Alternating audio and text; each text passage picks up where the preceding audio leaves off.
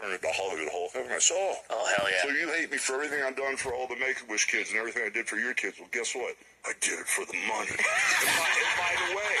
and by the way, since you want so much hatred coming your way, I'll have a good time when Kamala Harris, is your new governor, and you're all standing in the soup line. Mic drop. See ya. Jeez. That would have been awesome. That would have been so fucking cool. That would have been great. Love it. God, man. But no, we don't get that, Everybody had to play the nice guy in front of the Netflix executives. You saw it with Rock. You saw it with Hogan. And that was pretty much... That was the verification right there that I needed. I figured the Netflix executives were telling them to tone it down, play it safe, be friendly, be nice, be happy. It's a good show.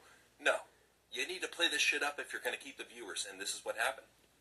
But, of course, people were talking about the Hogan allegations, those people being wrestlers, and, Undertaker had to talk about it, and he said, sometimes in life, things come back. So, for those that don't know, Undertaker has had a long-standing beef with Hulk Hogan. He's always felt like Hulk Hogan has kept him down. We'll show you some shit on Old School Road Stories about that. But it wasn't just Undertaker who had something to say. It was also Seth Rollins, because why not? So, Seth was saying, I am all for people getting what they deserve. I love to see it. I'm all for people getting what they deserve. That's how I feel about Hulk Hogan getting booed. If you're getting booed by the masses, there's a reason for it. I don't know if Hulk fully understands the scope, but people get what they deserve. So I'm happy to see it. I love to see it. Look, I said this before about the Hulkster. He's the guy that got me into this industry as far as love for professional wrestling. So I'll never take that away from him. What he's done for our business, I'll never take that away from him. But I do think there's some responsibility that he needs to own up to that he hasn't yet. Maybe when he finally figures that out, might be able to move forward with our fans. So we'll see. What I say to you, dude, is you cheated on your wife for a Nazi chick.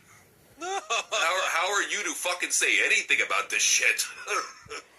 I know, right? I mean, seriously, the fact that he was fucking and he had to have known, because she was making it public that Schreiber chick, whatever his name was, literally Zachariah Schreiber.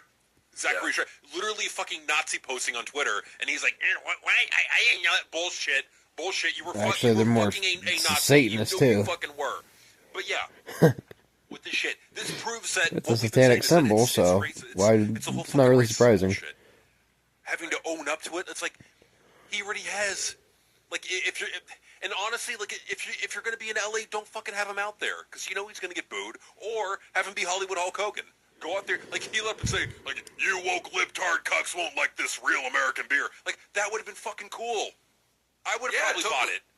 I mean, it's a selling point at that point, especially with how pro-right social media is right now. It is a definite selling point. That's why I think Hulk Hogan is having a career resurgence, is because he's playing that narrative more than most celebrities. I think him and Kanye are really playing to the pro-right right now.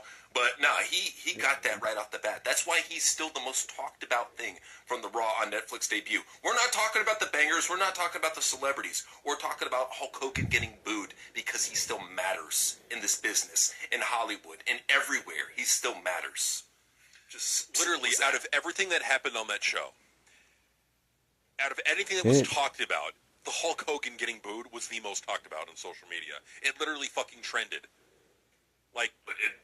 They want it to trend. It was the only thing that really gained traction. Nobody could talk about how great the show was. Even the marks. Operated. They could talk about how great Doesn't the show matter was. what trends and whatnot. It's what they push. Booed bullshit to deflect away, because they knew it sucked. There were even JD was like, that wasn't a good show. The trends you're going to be seeing. So when you have the most hardcore smart podcaster saying that wasn't a good show, that tells you right there. I mean, you don't need to go any further. Hey, JD, who booked that show? What was WWE Creative. The amorphous, anonymous WWE Creative, not Triple H who runs WWE Creative. Oh no, don't pin any fucking blame or credit on him. Dragon Claw wouldn't work on Tokus now because it's fairy type. And we're gonna blame Gotta get that stab fairy move. That's disgusting. That mysterious black silhouette guy needs to be fired. I mean, because he's fucking up the company, man. How does Triple H deal with the incompetence of having a shitty employee like WWE Creative? I would have fucking fired him last year. What the fuck? Yeah, Triple H is the victim here. Come on. Really is. But, so coming out of that whole show, Rollins, he's looking for a feud for Mania. He might have got one. So the current plans being discussed are CM Punk versus Roman Reigns versus Seth Rollins. No title. Nobody wants to see that. No, like nobody wants to see that match at all. What do you have the Shield storyline? How CM Punk proposed the Shield storyline and then he feuded with the Shield and then he came back to feud with the Shield. Like nobody wants to see that shit. Nobody's going to care about it. It's not going to bring in fans. Who goes over in that match? It sucks that it has to be a triple threat because what that basically tells me is that neither of these guys want to take a clean pinfall, so they'll take it in a triple threat. That's what it tells me. I know. That's like, for all the people saying that Triple H is a good booker. There are YouTubers. Shit, we would book a better WrestleMania than Triple H, and we're just YouTubers. Triple H has been booking for over a decade. Yeah, it makes you think. So you got to wonder if this is a storyline or if it's real for that matter. So it was discussed on Raw by Michael Cole that Roman Reigns will be out of action for the foreseeable future.